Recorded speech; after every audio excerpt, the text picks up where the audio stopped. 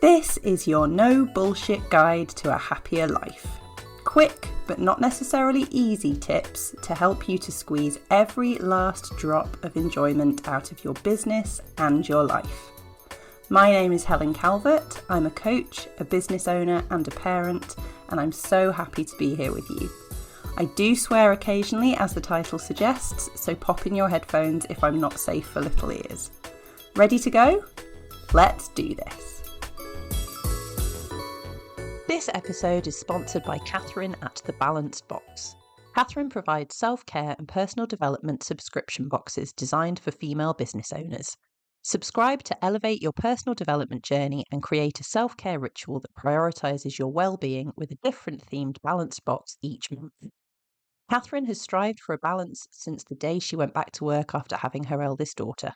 Experiencing life at that time as a single working mum and the burnout that can come with that, she decided to grow a flexible freelance business. After working with many women over the past 3 years, she realised that whilst we all have different goals, it's clear we're all striving for balance, and burnout is extremely common. That is why Catherine created the Balance Box, to support women with their wellness and personal growth. Choose your monthly plan and subscribe at the touch of a button. Get ready to receive your box of balanced goodness sent on around the 14th of each month. With each themed box, you're not just treating yourself, you're investing in a self-care ritual that propels not only your success, but your well-being. Discover hand-picked personal development tools tailored to support your goals and self-care products that will encourage you to embrace both mini, rejuvenating moments and dedicated self-care rituals. You can even request a taster box before you subscribe. Head to thebalancedbox.co.uk to find out more, or find Catherine's links in the show notes for this episode. Hello, and welcome to this episode where we're going to be talking about why you can't do anything. This is a question I get asked a lot. How do I stop procrastinating? Why can't I get anything done? Why am I not efficient? And I think a lot of people are expecting me to give some kind of kick up the arse response.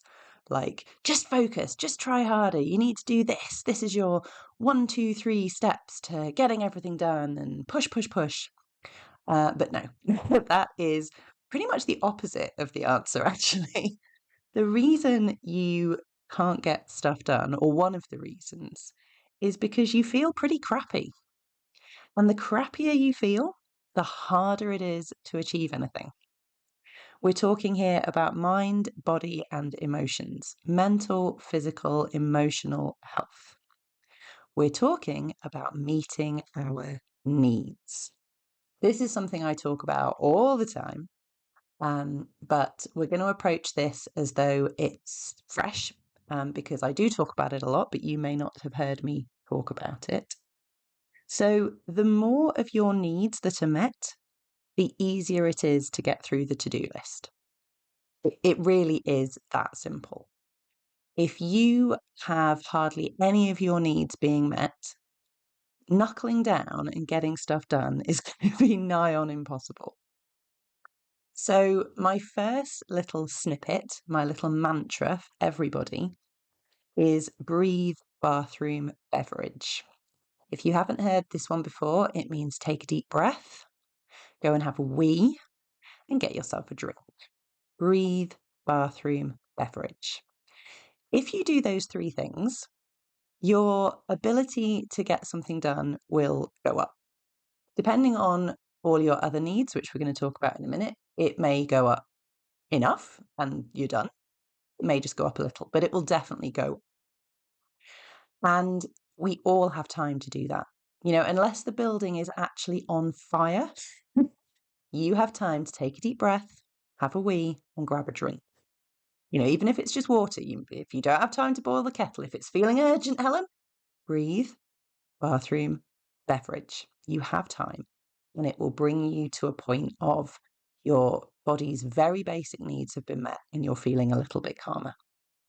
But let's look at our needs in a much wider context. So I think most people have heard of Maslow's hierarchy of needs. If you haven't, it's something you can easily Google, and I'll put a link to it in the show notes. It will be a whole big piece of work that poor Maslow has had reduced to a little triangle on Google Images, but it is a brilliant way of identifying and focusing on what we all need. This is the same for all humans. This is our hierarchy of needs. So the things at the bottom that, are like the basics, we have to start there, and then we climb up to the top. So let's have a look. So at the bottom, we have our physiological needs, the same for all of us: air, water, food, shelter, sleep, clothing, reproduction. So those things they're usually the things that people focus on. If I said to you, are your needs met? What are you grateful for? And all that kind of thing. People will say, oh yeah, I'm so lucky, not everyone in this world has running water, not everyone has shelter, I have a warm home, I'm doing great. And yes, that is true. Not everyone does have their physiological needs met. And, that's awful.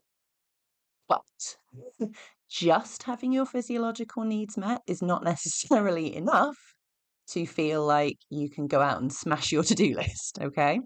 But those are basics at the bottom. So if you are someone whose shelter is not certain, or food is not something that is definitely going to come to you in the day, I think we can all understand that, like, getting tasks done, it's going to be frigging hard, right? I hope that's obvious. But let's move up the triangle. So then next, if we've got all those things, next up is our safety needs. And the version I'm looking at, they're all slightly different, but the version I'm looking at is talking about personal security, employment, resources, health, safety and security. Now, this is interesting, isn't it? Because health is mentioned. If you are feeling unwell, whether that is something that is new this week, like got a cold, or whether it's chronic, like, yeah, I suffer with arthritis, that is going to affect your ability to get shit done. It doesn't mean, oh, well, throw in the towel, forget it, I can't achieve anything. It doesn't mean that at all. What it means is that it's about giving yourself a break.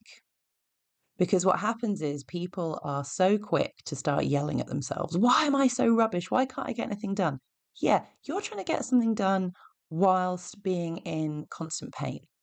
I'm getting stuff done with no pain at all. Probably going to be a little bit easier for me. Go gently on yourself. Now, the safety piece is so important as well, isn't it? Because a lot of us imagine that we're safe because we're in a house with locks and, nobody's coming at us with an axe, hopefully. But not everyone is safe inside their home, physically or emotionally. You might be in a relationship that is not physically abusive, but you might be being emotionally battered day in, day out. And just because or maybe even worse, if you are used to that, doesn't mean it's not impacting. And I have worked with a number of women in challenging relationships. And one of the things they often beat themselves up for is not being able to get as much done. I just can't get stuff done. I just can't find my motivation. Yeah, no shit. Your basic need for safety is not being met. You are constantly feeling slightly or very unsafe in your life. Getting stuff done is going to be more challenging. That's not you. That's just human. But let's say we have all of our safety needs met. So let's move up again, another notch. Love and belonging is the next thing we need. Friendship, intimacy, family, sense of connection. Now, I bet a few of you are having a wry smile now, because don't we all struggle with our families? Don't we all have arguments with our friends? Don't we all sometimes feel lonely? A lot of us are not having nearly enough sex. So again, that is going to impact. You can't tell me it doesn't. The week that you've had a massive row with your mother, or you feel like your friends did something and they didn't include you, or you haven't had an orgasm for a long time. Ladies, we're so frigging good at ignoring that one when we're female, aren't we? It's going to impact your ability to get shit done. And again, if you're coming to me saying, oh, I'm just procrastinating all the time, I can't achieve anything, I'm like, where are your needs not being met? What has been challenging? What are you ignoring? What are you suppressing because you're like, I just need to get stuff done? These things have an impact. And then further up, we get to esteem. Respect, self-esteem, status, recognition, strength, freedom, feeling like we matter, basically. So if you're running your own business, and we all go through those phases of feeling like no one cares, cares what I'm doing. I'm releasing these blog posts, I've got these products, I've got this sale on, I've started something new. Nobody cares. Nobody's looking at my Instagram posts. No one's bothered. I'm not getting any recognition. I'm not getting any respect in my field. That is going to drag down your ability to keep going. Because the answer is usually just keep going. You're doing fine. You're going to get there. You've got to keep going. But it's having an impact, not feeling that esteem. And then at the top of the list is self-actualization, which is basically being the best that we can be. If we've got that nailed, we're absolutely flying. Fantastic. Now, if you're feeling like all your needs are met and life is good and you have the opportunity to be the very best you can be, you're going to fly through your to-do list. And I am incredibly privileged to have been in that place in my life for the last 5 years or so. Not for the whole of the last 5 years, I hasten to add, but the majority of it. Now, that was certainly not the case for me earlier on in my life. And guess what? I achieved less. I got less done, right? So, meeting our needs as the baseline for putting ourselves in a position for how we can get stuff done. Now, I'm not expecting you to go through that triangle every day and be like, am I self-actualized? How's my esteem? It's a great thing to look at on occasion, a great thing to review. But day to day, we haven't got time to dive into it. So what do? We list out what are our basic needs. Now, when I say basic, I don't just mean those ones at the bottom, water, shelter. I mean the stuff that is important to us as individuals, makes our day more pleasant, easier to get through. So I have a list of about 18 that I put together a few years ago now. I don't tend to look at the list anymore because I know them. But when I first put it together, it was something I referred to regularly. Mine include coffee and a hot shower. If I don't get my coffee and a hot shower in the morning, the day's not going to be as good. That's just me. That's how it is. I've got rest, fresh air, exercise. I've got orgasms on there. Important. Healthy food, beautiful home environment. I don't mean I have to have a massive mansion. I don't have a massive mansion. But my home needs to be beautiful the way I have created it. So if it's in a state, if it's a mess, it's not great. If I was having work done on my kitchen, and if she's listening to this, one of my contacts will know I'm thinking of her right now. If I was having extensive work done on my kitchen in the lead up to Christmas, I'm speaking to you, my love, then my home environment is far less than beautiful. And my ability to get anything done is going to be impacted. And it might sound crazy because you're thinking, well, I can just go to the library and log in and get some stuff done. Yeah, but the lack of a beautiful home environment or a safe home environment, if that's important to you, is going to be impacting. It just is.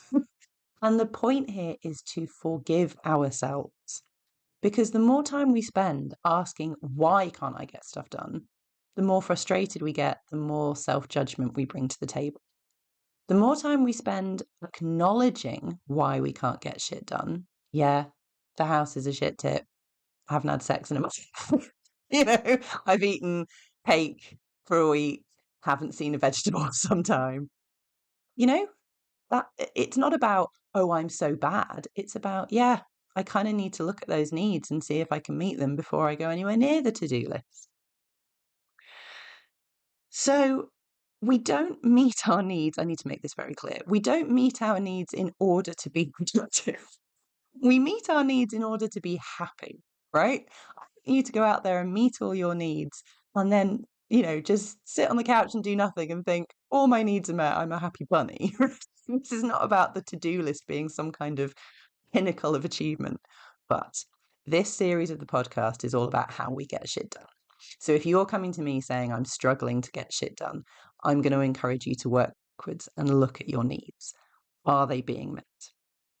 Now, our mindset block alert for this episode is I'm too busy to meet my needs. Helen, you should see the length of my to-do list. I don't have time to meet my needs. Okay, let's get real here. No bullshit. An hour's nap followed by 2 hours of work is going to be more productive than 3 hours of faffing around. Okay? If you spend Monday at the spa or lying under a blanket watching telly, the next 4 days of your week are going to be more productive than 5 days spent pushing. If you take a week off to meet all of your needs to a huge degree and revel in them, the next 3 weeks of the month, you are going to fly. You are going to get so much done. It's going to be crazy. Organize your time however you want to, but we're not aiming for every hour, day, week, month to be massively productive. We are aiming for our needs to be met so that the time we do set aside for getting shit done is so productive, it's crazy. Okay? So, you say you're too busy to meet your needs. I say you don't have time to not meet your needs because you've got stuff to get done. And if you try and do that without meeting your needs, it's not going to happen. And you're going to be coming back to me going, can't get anything done. Why am I procrastinating? I have no motivation. Okay? My answer to that will always be the same. Have you met your needs? So, until next time, be excessively kind to yourselves by meeting as many of your needs as you can. And that way, we can squeeze every last drop of enjoyment out of life. Speak to you next time. Thank you so much for listening. Did you know that my first book is now available to purchase online? Check out the show notes for details of how to get your hands on a copy.